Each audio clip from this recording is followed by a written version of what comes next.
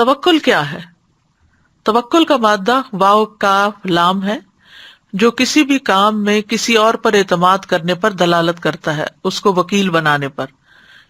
اسی سے لفظ توکل نکلا ہے، جس کا معنی ہے کام میں بے بسی کا اظہار کرنا، اپنے علاوہ کسی اور پر اعتماد کرنا، یعنی خود بے بس ہونا اور کسی اور پر ڈیپینڈنٹ ہونا کہ وہ کرے گا میرا کام. تو اللہ پہ توکل کرنے والا شخص وہ ہوتا ہے جو یہ جانتا ہے کہ اللہ اس کا اور اس کے رزق کا اور اس کے کاموں کا ذمہ دار ہے.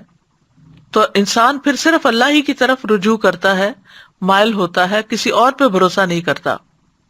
جو جانی کہتے ہیں توکل سے مراد جو کچھ اللہ کے پاس ہے اس پر بھروسہ کرنا، اور جو لوگوں کے پاس ہے اس کی امید نہ رکھنا بلکہ اس کی طرف سے مایوس ہو جانا.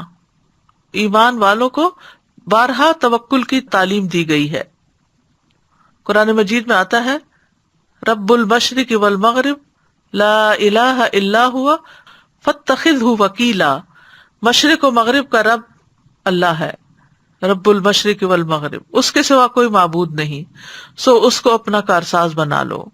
وعلی اللہ فلیتوکل المتوکلون، اور بھروسہ کرنے والوں کو اللہ ہی پر بھروسہ کرنا چاہیے. توکل کے فائدے کیا ہیں؟ نمبر 1، اللہ کی محبت ملتی ہے، ان اللہ یحب المتوکلین. نمبر 2، اللہ کی کفایت ملتی ہے، یعنی اللہ ہر چیز کے لیے کافی ہو جاتا ہے. فرمایا جو کوئی اللہ پر بھروسہ کرے تو وہ اسے کافی ہے. وتوکل علی اللہ وکفی باللہ وکیلا، اور اللہ پر بھروسہ کیجئے، اللہ کا وکیل ہونا کافی ہے.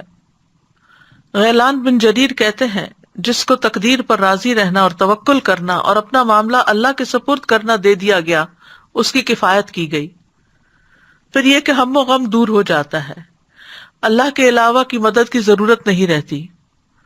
توکل کرنے والے کو اللہ کی مدد ضرور پہنچتی ہے، دشمن نقصان نہیں پہنچا سکتا، مسائل حل ہو جاتے ہیں، مشکلات دور ہو جاتی ہیں، شیطان کا زور نہیں چلتا.